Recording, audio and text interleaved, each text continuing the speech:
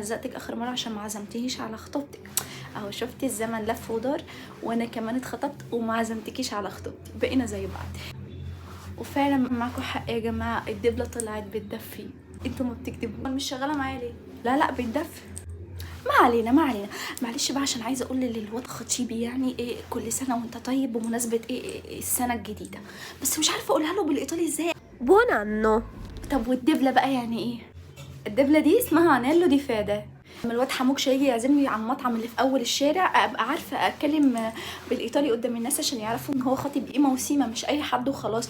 فقولي لي بقى يعني انا بردانه بالايطالي بس بالصوت الشتوي. ركزي في دي لو سمحتي. الصوت الشتوي ده كمان. الصوت الشتوي يا انجلا، امال انت مخطوبه ازاي في ايه يا حبيبتي؟ طب قولي باي طريقه وانا هقولك. اشعر بالبرد يعني اوفريدو. افرد.